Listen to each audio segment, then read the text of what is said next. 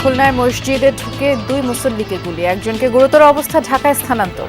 ব্যবসায়িক দ্বন্দ্ব থেকে গুলিবর্ষণ, ধারণা পুলিশের। তেলের ব্যবসা সংক্রান্ত একটা বিরোধকে কেন্দ্র করে এই ঘটনাটা ঘটেছে এবং সম্ভাব্য অপরাধীকে আমরা শনাক্ত করে ফেলেছি। আমরা এখন তদন্তের স্বার্থে নাম প্রকাশ করছি না। নারায়ণগঞ্জ জেনারেল হাসপাতালের অপরিচ্ছন্ন পরিবেশ দেখে স্বাস্থ্যমন্ত্রীর ক্ষোভ প্রকাশ। রংপুর মেডিকেলে মরদেহ আটকে স্বজনদের হেনস্থার ঘটনায় ক্ষুব্ধ স্থানীয় এমপি। চুয়াডাঙ্গা ও কুড়িগ্রাম সীমান্ত দিয়ে পুশিনের চেষ্টা বিএসএফের, কঠোর অবস্থানে বিজিবি। কুষ্টিয়া বর্ডারে 3 দিন ধরে 12 জন শূন্য রেখায়। ঘুষ ছাড়া কোনো কাজই হয় না সিরাজগঞ্জ ভূমি অধিগ্রহণ শাখায়। সরকারি জমি ব্যক্তি মালিকানাধীন দেখিয়ে কোটি টাকা তুলেছেন কানুনগোড়া এবং সব জেনেও নির্বিকার জেলা প্রশাসন।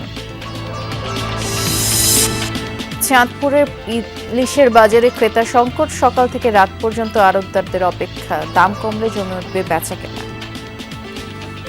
চাঁদপুর মাছঘাটে তুলনামূলকভাবে অর্ধেক মানে 1/3 আসলে কাস্টমার নাই। ইলিশের দাম কমছে, কিন্তু আমরা বাজারে যারা ব্যবসায়িক আছি তারা দেখতেছি খুবই কাস্টমার কম। তার 7-10 দিন পরে থেকে মাছের আমদানি আরো বাড়লে রেট মোটামুটি একটু কমতে থাকবে। আগামীকাল থেকে দেশের বাজারে পাওয়া যাবে রংপুরের ঐতিহ্য হাড়িভাঙা আম। যোগাযোগের দুরবস্থা, ফলন কম হওয়ায় বেচা বিক্রি নিয়ে দুশ্চিন্তা। আমাদের যে বাগান কিনছি মার্কেট টাকা এত টাকা দিয়ে বাগানটা আমাদের লস। আমরা যেই রাস্তাগুলি দিয়ে আম নিয়ে আসি, এটা অনেক আমাদের ভোগান্তির শিকার হতে হয়। আমরা টোল দিচ্ছি, কিন্তু হাটের কোনো উন্নয়ন হচ্ছে না। ইজাবদারদেরকে তাদেরও টাকা দেয়, আসিয়ে দেখি রাস্তা ছোট।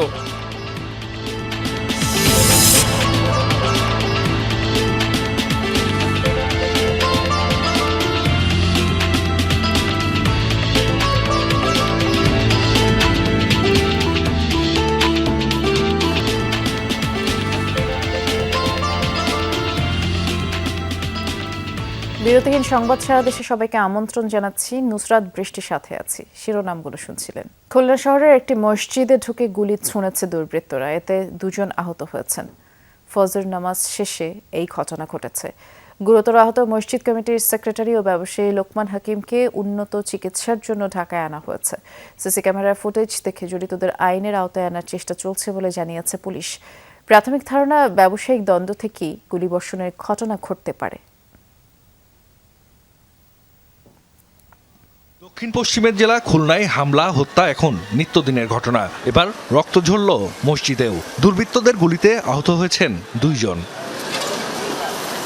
স্থানীয়রা জানায়, শহরের দৌলতপুরে ওজপাডিকর বিদ্যুৎ জামে মসজিদে ফজরের নামাজ শেষে প্রতিদিনের মতো কোরআন পড়ছিলেন ব্যবসায়ী ও মসজিদ কমিটির সেক্রেটারি লোকমান হাকিম। পাশেই ছিলেন স্থানীয় আলম শেখ। এ সময় মোটরসাইকেলে আসা কয়েকজন ব্যক্তি মসজিদে ঢুকে গুলি ছোড়ে। গুলিবিদ্ধ 2 জনকে প্রথমে নেওয়া হয় খুলনা মেডিকেলে, পরে উন্নত চিকিৎসার জন্য লোকমানকে আনা হয় ঢাকায়। উনি ফজরের নামাজ পড়ে উনি কোরআন শরীফ পড়তেছিল, ওই অবস্থায় আর কি তারা গুলি করেছে। আমি বাসায় ছিলাম, আমার ওই ছোটো ভাইটাকে বলেছে এরকম কোন ভাইরে গুলি করেছে। আমি তখন বেরোয় আইছি, আসে দিয়ে মসজিদের এই অবস্থা। প্রথমে 2বার ফোন দিয়েছে, কেটে গেছে। তৃতীয়বার আমি ফোন দিয়েছি, ওনার ফোনটা ঢুকিয়েছে। ঢুকলে আমি কেছে ভাই কাছে যে এরকম আমারে গুলি করেছে, তুই মসজিদে আয় তাড়াতাড়ি। আমি তাড়াতাড়ি দৌড়ে চলে গেছি। এবার দৌড়ে যাওয়ার সময় আমাকে যে মোড়ে ওই জায়গায় আরেকজন ছিল গুলিবিদ্ধ, আপনার আলম শেখ ওনার নাম। উনার গায়েও গুলি লাগেছে। উনি বলতেছে দৌড়ে যাচ্ছে, বলতেছে যে মসজিদে গুলাগুলি হয়েছে, আপনার একটু জান আগে। এ ঘটনায় আতঙ্ক ছড়িয়েছে এলাকায়। মসজিদের মতো পবিত্র স্থানে গুলি ছোড়ার ঘটনায় হতবাক এলাকাবাসী। এটা সবার জন্য একটা উদ্বেগজনক যে মসজিদে নামাজ পড়া, এই কোরআন শরীফ পড়া অবস্থায় একটা আতঙ্কিত। নিরাপদ জায়গা হলে মসজিদ, বাসা, বাড়ি। এখন তো কোনো নিরাপদ স্থান নেই মানুষের, বললেন যেখানে সেখানে মানুষ মারা যায়। পুলিশ বলছে, সিসি ক্যামেরার ফুটেজ দেখে জড়িতদের আইনের আওতায় আনার চেষ্টা চলছে। নামাজ শুরুর আগে থেকেই মসজিদের আশেপাশে বাইকে ঘোরাফেরা করছিল দুর্বৃত্তরা। নামাজ শেষে বের হতে দেরি হয়, মসজিদের ভেতর ঢুকেই চালায় গুলি। সিসিটিভি ফুটেজগুলো কালেক্ট করতেছি, আর ভিকটিমের পরিবারের সাথেও কথা বলতেছি যে সন্দেহভাজন কোনো ব্যক্তিকে যদি পাওয়া যায়। আর ভিকটিম তো এখন পর্যন্ত অসুস্থ, তার সাথে কথা বলা গেলে হয়তো বা আর একটু আমরা ক্লিয়ার হব যে কারোর সাথে তার পূর্ব কোনো শত্রুতা আছে কিনা, কিংবা কোনো থ্রেট আগে থেকে সে ফিল করতেছিল কিনা। লোকমান হাকিম ও জোপাডিকোর একজন ঠিকাদার, পাশাপাশি জ্বালানি তেল ব্যবসায়ী। ব্যবসায়িক দ্বন্দ্ব থেকে এই ঘটনা ঘটতে পারে বলে ধারণা পুলিশের। আমরা ইতিমধ্যে জানতে পেরেছি একটি তেলের ব্যবসা সংক্রান্ত একটা বিরোধকে কেন্দ্র করে এই ঘটনাটা ঘটেছে এবং সম্ভাব্য অপরাধীকে আমরা শনাক্ত করে ফেলেছি। আমরা এখন তদন্তের স্বার্থে নাম প্রকাশ করছি না, অচিরে আমরা আমাদের আভিযানিক দল বাইরে আছি গ্রেপ্তার করার জন্য। এর আগে শুক্রবার খুলনার লবণচড়া এলাকায় বিএনপির এক কর্মীকে দিনে দুপুরে গুলি করে হত্যা করে সন্ত্রাসীরা। জাহিদ হাসান, যমুনা নিউজ। সীমান্ত এলাকা দিয়ে বিএসএফের পুশিং চেষ্টা চলছে। ভোরে চুয়াডাঙ্গা ও কুড়িগ্রাম সীমান্ত দিয়ে 20 জনকে ঠেলে দেওয়ার চেষ্টা করে ভারতীয় সীমান্তরক্ষী বাহিনী। তবে বিজিবি ও স্থানীয়দের বাধার মুখে সেই চেষ্টা পণ্ড হয়। বিজিবি জানায় ভোরে চুয়াডাঙ্গার দামুড়হুদা উপজেলার দর্শনা জয়নগর সীমান্ত দিয়ে শিশু নারী সহ 11 জনকে ঠেলে দেওয়ার চেষ্টা করে বিএসএফ। এ সময় বিজিবির টহলরত সদস্যরা গ্রামবাসীকে সাথে নিয়ে প্রতিরোধ করে তোলে। বাধ্য হয়ে শূন্যরেখার ভারতীয় অংশে ভুক্তভোগীদের নিয়ে যায় বিএসএফ।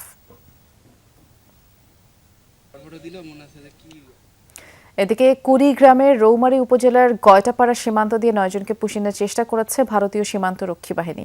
বিজিবি জানায় ভোরে আসাম রাজ্যের ঝালুরচর সীমান্ত দিয়ে শিশু নারী সহ 9 জনকে পুশিনের চেষ্টা করে বিএসএফ। বিজিবি ও স্থানীয় বাসিন্দাদের প্রতিরোধে তা ব্যর্থ হয়। পরে ভুক্তভোগীদের কাঁটাতার সংলগ্ন স্থানে নিয়ে আটকে রাখে বিএসএফ। এ নিয়ে পতাকা বৈঠকের আহ্বান জানিয়েছে বিজিবি।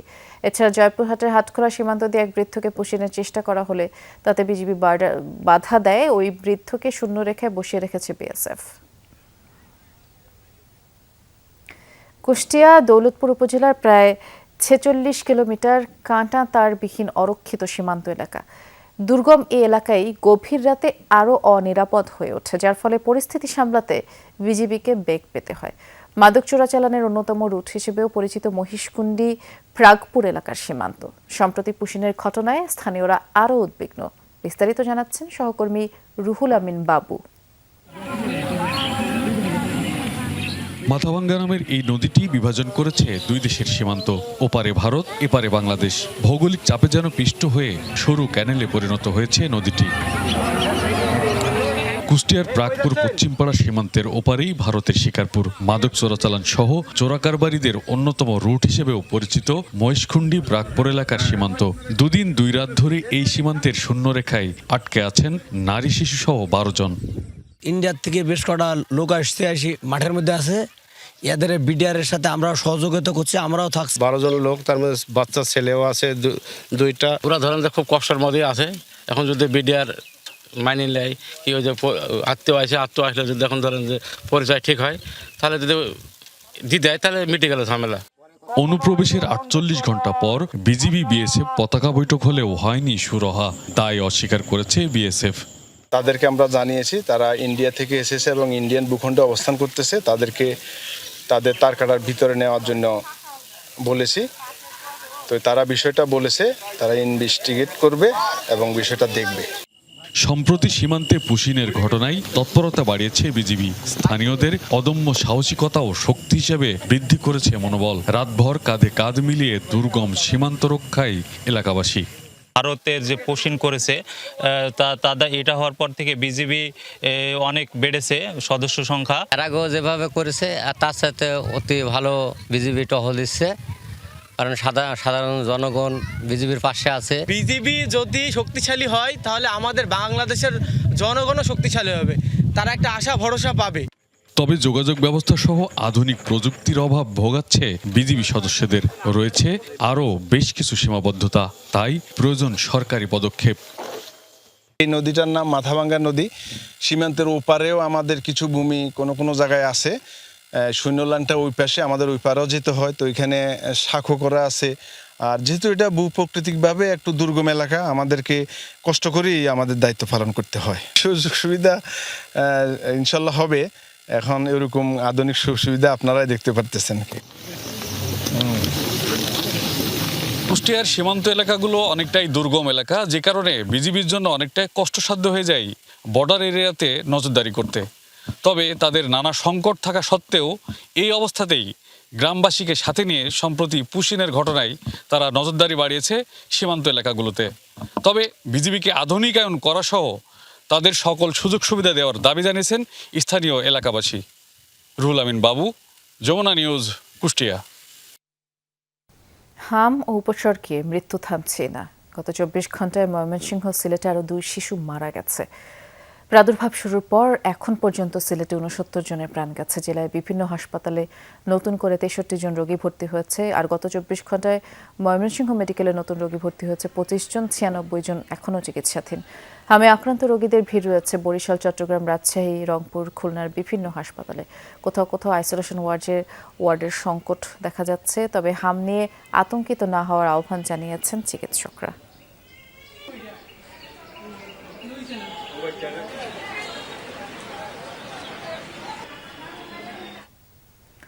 ঘুষ ছাড়া কোনো কাজই হয় না সিরাজগঞ্জ ভূমি অধিগ্রহণ শাখায়।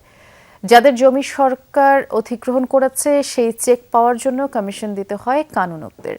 অনিয়মে সিদ্ধহস্ত এই কানুনকরা সরকারি জমিও ব্যক্তি মালিকানাধীন দেখিয়ে কোটি টাকা তুলেছেন, গড়ে তুলেছেন জমি, বাড়ি সহ বিপুল সম্পদ। সবকিছু জানার পর অদৃশ্য কারণে নিশ্চুপ জেলা প্রশাসন।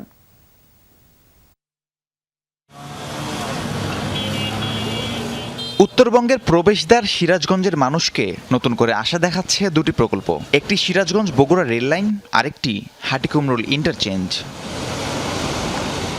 এই দুই প্রকল্পের জন্য 2600 কোটি টাকার জমি অধিগ্রহণের পর কাজ শুরু করে সরকার। অথচ যাদের বসত ভিটা ও জমি অধিগ্রহণ করা হয়েছে তাদের অনেকেই টাকা পাননি। অভিযোগ রয়েছে টাকা উত্তোলন করতে সিরাজগঞ্জ ভূমি অধিগ্রহণ শাখার কর্মকর্তাদের দিতে হয় ঘুষ, না হলে পাওয়া যায় না অধিগ্রহণের চেক। একজন মামলা আছে, একজন টাকা দিতে হয় না, মামলা আছে টাকা দিতে না, একজন মামলা আছে মোটা অঙ্কে কিছু বিল টিল দিয়ে টাকা তুলে নিয়ে দিতেছে, মামলা হাতি টাকা তুলে নিতেছে। এই ধরনের কীর্তিকলাপ চলতেছে এখানে। সে দাগে দাগে আমাদের কাছ থেকে কমিশন নেয়, হ্যাঁ কমিশন নিয়ে তারপর আমাদেরকে কাজ করে দেয়। তাও এই কাজ করার জন্য সে মনে করেন যে অনেক টালবাহানা দেখায়। তবে সবকিছু ছাপিয়ে গেছে ভূমি অধিগ্রহণ শাখার দুই কানুনগো রকিবুর রহমান রকিব এবং আবু হেনা মোস্তফা কামালের অনিয়ম। সিরাজগঞ্জ পাঁচিলা মৌজার একটি সরকারি জমি ব্যক্তি মালিকানা দেখিয়ে প্রায় 2,72 লাখ টাকা উত্তোলন করা দুজন। মালিক হিসেবে যাদের দেখানো হয় তারাও পায় অর্থের ভাগ। অভিযোগের পর সত্যতা পাওয়ায় যাদের জমির মালিক দেখানো হয়েছিল টাকা ফেরত চেয়ে তাদের কাছে চিঠি দেন ভূমি অধিগ্রহণ কর্মকর্তা। সেই সাথে মামলাও করা হয়। তবে যাদের যোগসাজশ এবং স্বাক্ষরে টাকাগুলো উত্তোলন করা হলো, অভিযুক্ত সেই রকিব ও কামাল চাকরি করছেন বহাল তবিয়তেই। এই চক্রের অন্যতম সদস্য রকিবুর রহমান রকিব। কানুনগো হিসেবে কর্মরত রকিবের রয়েছে রাজধানী ঢাকার ডেমরায় দ্বিতল বাড়ি। তার বাড়ি রয়েছে সিরাজগঞ্জ শহরেও। সেই সাথে কয়েকটি জমির মালিকও রকিব। জায়গা সম্পদ, আমার স্ত্রী চাকরি করে, আমার ছেলে ইঞ্জিনিয়ার, উনি এখন ব্যবসা বাণিজ্য করে। ওইখানে একটা আছে, আমার শেয়ারের একটা নেওয়া আছে, জায়গা নেওয়া আছে। সিরাজগঞ্জ ভূমি অফিসে কানুনগোর পদ রয়েছে 2টি, তবে কর্মরত 4 জন। অতিরিক্ত 2 জন কিভাবে পদায়ন হলেন সেই প্রশ্নের উত্তর মিলল না। আর ঘুষ নেওয়ার বিষয়টি শতভাগ মিথ্যা বলে দাবি করলেন অভিযুক্ত আবু হেনা মোস্তফা কামাল। 50% কে আপনি যদি কারো কাছে প্রমাণ করতে পারেন 10 টাকা নিয়েছি আমার কাছে। এখানে কারণ হলো 2 জন। আছেন কয়জন? সংযুক্ত আছে 1 জন, আর আমরা আছি 3 জন। কেন এত টাকা নিয়েছেন? দরকার পোস্টিং দিছে। জালিয়াতি প্রমাণ হলে আইন অনুযায়ী অভিযুক্তদের বিরুদ্ধে মামলা করা এবং প্রয়োজনীয় ব্যবস্থা নেওয়া হবে বলে জানালেন জেলা প্রশাসক। এটা যদি জালিয়াতি প্রমাণিত হয় বা কোনো প্রমাণিত হয় তখন তো তার বিরুদ্ধে ফৌজদারি মামলা, যেটা আইন অনুযায়ী করা দরকার, সেটাও আমরা করব। দুর্নীতিগ্রস্ত কর্মকর্তাদের শাস্তির আওতায় আনার পাশাপাশি ভোগান্তি ছাড়াই যেন জমি অধিগ্রহণের টাকা পাওয়া যায় সেই দাবি ভুক্তভোগীদের। রাহিম সারোয়ার, যমুনা নিউজ। ফরিদপুরের ভাঙ্গায় বাস ট্রাকের সংঘর্ষ হয়েছে। এ সময় দুর্ঘটনা কবলিত বাসের পেছনে অন্য একটি ট্রাক এসে ধাক্কা দিলে 12 জন আহত হয়। সকালে ঢাকা বরিশাল মহাসড়কের ভাঙ্গা উপজেলার বাবলাতলা এলাকায় এই দুর্ঘটনা। পুলিশ জানায় ঢাকা থেকে বরিশালগামী আলামিন পরিবহনের একটি বাস বিপরীত দিক থেকে আসা ট্রাকের সাথে সংঘর্ষ হলে নিয়ন্ত্রণ হারিয়ে অন্য একটি ট্রাক বাসটিকে ধাক্কা দেয়। এতে বাস ও 2 ট্রাকের ড্রাইভার, হেলপার সহ 12 জন আহত হয়।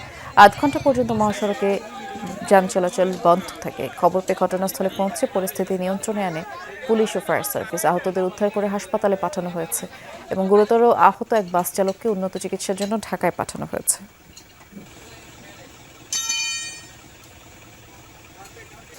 গোপালগঞ্জ শহরের পাচুরিয়ায় বেইলি ব্রিজ ভেঙে একটি ট্রাক খালে পড়ে গেছে, 3 জন আহত হয়েছেন। প্রত্যক্ষদর্শীরা জানায় সকাল 8টার দিকে বালু ভর্তি ট্রাকটি শহরের দিক থেকে ঘোনাপাড়ার দিকে যাচ্ছিল। পাচুরি এলাকায় বেইলি ব্রিজ পার হওয়ার সময় এই দুর্ঘটনা ঘটে, আর এ সময় একটি ইজি বাইক ও একটি বাইসাইকেলও পড়ে যায়। আহত হন বালু বোঝাই ট্রাকের চালক, হেলপার এবং ইজি বাইক চালক। ঘটনাস্থল পরিদর্শন করেছে পুলিশ, ফায়ার সার্ভিস, সড়ক বিভাগের কর্মকর্তারা। তবে প্রয়োজনীয় রেকর্ড না থাকায় ট্রাক উদ্ধার কার্যক্রম শুরু হয়নি। ব্রিজ ভেঙে যাওয়ায় ভোগান্তিতে পড়েছেন স্থানীয়রা।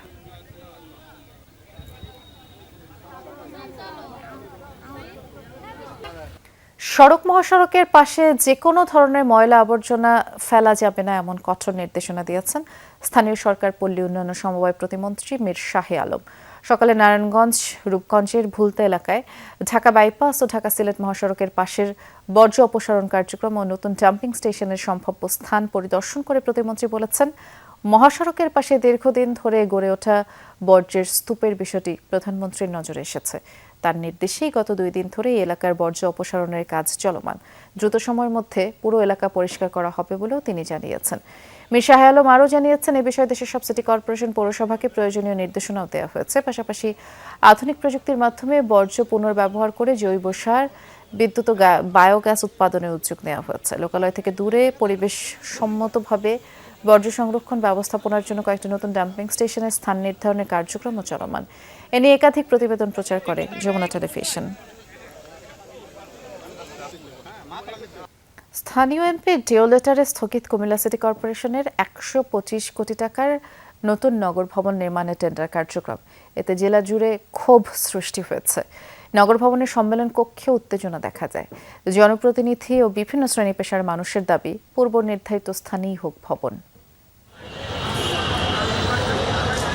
53.04 বর্গ কিলোমিটারে 27টি ওয়ার্ড নিয়ে 2011 সালে গঠিত হয় কুমিল্লা সিটি কর্পোরেশন। এরপর 2021 সালের 7 ডিসেম্বর 15 তলা বিশিষ্ট 125 কোটি 9 লাখ টাকা ব্যয়ে আধুনিক সুযোগ সুবিধা সম্পন্ন নতুন নগর ভবন নির্মাণের উদ্যোগ নেয় স্থানীয় সরকার বিভাগ। প্রকল্পের জন্য স্থান নির্ধারণ শেষে টেন্ডার প্রক্রিয়াও শুরু হয়। তবে টেন্ডার কার্যক্রম স্থগিত চেয়ে স্থানীয় এমপির ডিও লেটারে ক্ষোভ ছড়িয়ে পড়ে নগরীতে। পরে কুশিক প্রশাসকের চেষ্টায় তদন্তে আসে স্থানীয় সরকার বিভাগের উপসচিব। সচিব মহোদয়ের সাথে কথা বললাম, তিনি বললেন পারবেন আপনি কুমিল্লা কভার করতে, আপনি তো এখনো পার্লামেন্টেই রয়েছেন। তারপর আমি বললাম যে এটি যেহেতু জনগুরুত্বপূর্ণ লাইভে আছে টেন্ডারটা, কোনো কারণে টেন্ডারটা যদি বন্ধ হয় বা বন্ধ করা হয় তাহলে কিন্তু এটি পিছিয়ে যাবে, আর আদৌ প্রজেক্টটা বাস্তবায়ন নাও হতে পারে। সিটি কর্পোরেশনের সীমানা বর্ধিতকরণ শেষে নির্বাচিত প্রতিনিধি দ্বারা প্রকল্প বাস্তবায়নের দাবি জানান আবেদনকারী। নির্বাচিত একটি পরিষদ এখানে যাচাই বাছাই করে আলোচনা করে তাদের সুচিন্তিত মতামতের ভিত্তিতে একটি নগর ভবন নির্মাণ করবে এই নগরবাসীর সেবা প্রদানের জন্য। এটুকুই আমার মূল বক্তব্য। ক্ষুব্ধ নগরবাসীর দাবি, দীর্ঘদিনের পরিকল্পনার আলোকে নির্ধারিত জায়গায় নতুন ভবন নির্মাণের সিদ্ধান্ত নেওয়া হয়েছিল, অথচ যৌক্তিক কারণ ছাড়া টেন্ডার বন্ধের উদ্যোগ জেলাবাসীর প্রত্যাশার সঙ্গে সাংঘর্ষিক। এতে প্রকল্প বাস্তবায়ন বিলম্বিত হওয়ার পাশাপাশি ব্যয়ও বাড়তে পারে বলে আশঙ্কা তাদের। এটা হস্তান্তরিত হলে সাবেক 18টা ওয়ার্ডের মানুষ আর্থিকভাবে ক্ষতিগ্রস্ত হবে। আমার এলাকাকে, আমার বাড়িকে আমি সুন্দর করবো, এই জন্য কি আমি একটা প্রাচীন শহরকে কিসমিস বানিয়ে দেবো? একজন ব্যক্তির অভিলাষ হচ্ছে কুমিল্লা শহরকে কিসমিস বানিয়ে দেয়। নতুন নগর ভবন নির্মাণ ঘিরে তৈরি হওয়া অচল অবস্থার দ্রুত সমাধান চায় কুমিল্লাবাসী। এখন দেখার বিষয়, টেন্ডার প্রক্রিয়া পুনরায় চালু করে নির্ধারিত স্থানীয় প্রকল্প বাস্তবায়নে কি সিদ্ধান্ত নেয় কর্তৃপক্ষ। খোকন চৌধুরী, যমুনা নিউজ, কুমিল্লা। লেনদেন স্বাভাবিক করা, আমানত ফেরত ও হেয়ার কাট পদ্ধতি বাতিলের দাবিতে সিলেটে বিক্ষোভ করেছেন সম্মিলিত ইসলামী ব্যাংকের গ্রাহকরা। দুপুরে নগরীর তালতলা এলাকায় ফার্স্ট সিকিউরিটি ইসলামী ব্যাংকের সামনে প্রথমে তারা মানববন্ধন করেন, পরে ব্যাংকটির ভেতরে ঢুকে বিক্ষোভ করেন বিক্ষুব্ধ গ্রাহকরা। এ সময় তারা জানান, দীর্ঘদিন ধরে ব্যাংকে গচ্ছিত রাখা টাকা উত্তোলন করতে পারছেন না, চরম ভোগান্তি পোহাতে হচ্ছে তাদের। এদিকে ব্যাংক কর্তৃপক্ষ জানিয়েছে, বাংলাদেশ ব্যাংক থেকে অর্থ পাওয়া সাপেক্ষেই গ্রাহকদের টাকা বুঝিয়ে দেওয়া হবে। নারায়ণগঞ্জে আজ হাসপাতাল পরিদর্শন করেছেন স্বাস্থ্যমন্ত্রী সরদার মোহাম্মদ সাখাওয়াত হোসেন। অপরিচ্ছন্ন পরিবেশে খাবার প্রস্তুত সহ বিভিন্ন অব্যবস্থাপনার চিত্র দেখে তিনি ক্ষোভ প্রকাশ করেন, সমস্যা সমাধানের নির্দেশনাও দেন। অন্যদিকে রংপুর মেডিকেলে মরদেহ আটকে রেখে স্বজনদের হেনস্থার ঘটনায় সমালোচনা করেন স্থানীয় এমপিরা। রোগী ভোগান্তি, দালালদের দৌরাত্ম্য সহ বিভিন্ন অব্যবস্থার প্রমাণও মিলেছে সেখানে। নারায়ণগঞ্জ জেনারেল হাসপাতাল পরিদর্শনের কথা ছিল স্বাস্থ্যমন্ত্রীর। নির্ধারিত সময়ের আগেই সেখানে উপস্থিত হন মন্ত্রী। খতিয়ে দেখেন ডাক্তার, নার্স সহ কর্মকর্তা কর্মচারীদের হাজিরা খাতা। এক পর্যায়ে হাসপাতালের রান্নাঘর সহ সার্বিক পরিবেশ নোংরা ও অপরিচ্ছন্ন দেখে ক্ষোভ প্রকাশ করেন সর্দার মোহাম্মদ সাখাওয়াত হোসেন। 3 দিনের মধ্যে রান্নাঘর পরিচ্ছন্নতার নির্দেশ দেন তিনি। আপনাকে পরশুদিন পর্যন্ত টাইম দিয়ে গেলাম, আপনার কিচেন থেকে সকল জিনিস বের করতে হবে, সকল কালো পাতিল আপনাকে ভেঙে বাঙ্গারির কাছে বেরতে হবে ডিসি সাহেবের প্রতিনিধির সামনে। সকল মালামাল যা আপনি রেখেছেন, দাহ্য পদার্থ, খুদা না খাস্তে একটা আগুন লাগবে, একটা মানুষ বাঁচতে পারবে না, আগুনও নিবানি যাবে না। নারায়ণগঞ্জ সহ 10 জেলায় আইসিইউ উদ্বোধনের পর মন্ত্রী জানান, স্বাস্থ্যসেবাকে জনগণের দোরগোড়ায় পৌঁছে দেওয়ার জন্য এবারের বাজেটে জিডিপির 1% অর্থাৎ 69,000 কোটি টাকা বরাদ্দ দিয়েছেন প্রধানমন্ত্রী। তাই দ্রুতই হাসপাতালের স্বাস্থ্যসেবার মান উন্নত করার নির্দেশ দেন। ডেঙ্গু মোকাবেলায় বিভিন্ন উদ্যোগের কথাও জানান স্বাস্থ্যমন্ত্রী। হসপিটালের নিয়মানুবর্তিতা, অ্যাটেন্ডেন্স, পরিষ্কার পরিচ্ছন্নতা আগামী 3 দিনের ভিতর সিভিল সার্জন সাহেব আপনি যদি এনশিওর না করেন, you have to face the consequences. স্বাস্থ্যসেবার খোঁজ খবর নিতে রংপুর মেডিকেল পরিদর্শন করেন স্থানীয় 3 জন সংসদ সদস্য। জরুরি বিভাগ থেকে শুরু করে ওয়ার্ড ও মেশিনারিজ রুম পরিদর্শন করেন তারা। ধুলায় ঢাকা যন্ত্রপাতি, ময়লার স্তূপ আর সার্বিক অব্যবস্থাপনার বিষয়ে ক্ষোভ জানান হাসপাতাল ব্যবস্থাপনা কমিটির সভাপতি ও রংপুর 3 আসনের সংসদ সদস্য মাহবুবুর রহমান বেলাল। ইন্টার্ন চিকিৎসকদের দ্বারা মরদেহ আটকে রেখে মৃতের পুত্রকে কান ধরে ওঠবস করানোর ঘটনার সমালোচনাও করেন তিনি। এখানে জনবলের তীব্র সংকট আছে, ম্যান পাওয়ার নাই, যেখানে স্বাভাবিকভাবেই চিকিৎসা ঠিকমতো দেওয়া যাচ্ছে না। পাশাপাশি সমস্যা, যেখানে প্রয়োজন যন্ত্রপাতির অভাব। রংপুর মেডিকেলের 26টি এক্স-রে মেশিনের মধ্যে 24টি অচল। 3টি করে সিটি স্ক্যান ও এমআরআই মেশিন থাকলেও সচল রয়েছে মাত্র 1টি করে। 13টি আল্ট্রাসোনোগ্রাম মেশিনের মধ্যেও অকেজো 10টি। হাসপাতাল কর্তৃপক্ষ জানায়, সংশ্লিষ্ট দপ্তরে চিঠি পাঠিয়েও সরানো যায়নি হাসপাতাল থেকে। নতুন মেশিন স্থাপনেরও নেই উদ্যোগ। এই যন্ত্রগুলো সরানোর জন্য 3টা মিটিং প্রয়োজন। এই মিটিংগুলো কয় ধাপে হয়ে, কত মাসে হয়ে এগুলো সরানো হবে, এই রুমগুলো খালি করা হবে, এটা একটা আমলাতান্ত্রিক জটিলতা।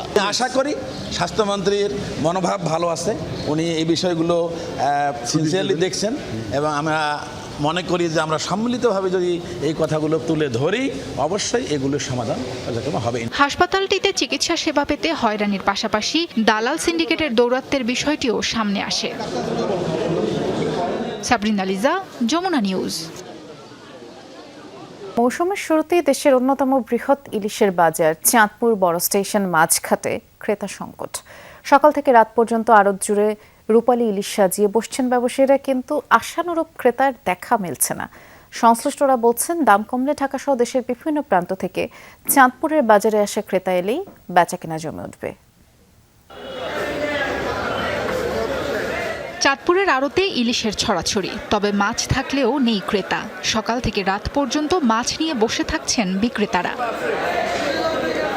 বিক্রেতারা বলছেন, এবার মৌসুমের শুরুতে পদ্মা মেঘনায় কাঙ্ক্ষিত পরিমাণ ইলিশ ধরা পড়ছে না। তবে মৌসুম শুরু থেকে ধীরে ধীরে দাম কিছুটা কমছে বলেও দাবি তাদের। সপ্তাহের ব্যবধানে প্রতি কেজি ইলিশের দাম কমেছে প্রায় 500 টাকা। মৌসুম শুরু হয়েছে, মাছও আসা শুরু করছে, কিন্তু ক্রেতা কম, প্রচুর কম। চাঁদপুর মাছঘাটে তুলনামূলকভাবে অর্ধেকের অর্ধেক, মানে 1/3 আসলে কাস্টমার নাই, খুবই কম। ইলিশের দাম যখন কমে ক্রেতা তখন বেশি হয়। এখন দেখি ইলিশের দাম কমছে, কিন্তু আমরা বাজারে যারা ব্যবসায়ী আছি তারা দেখতেছি খুবই কাস্টমার কম।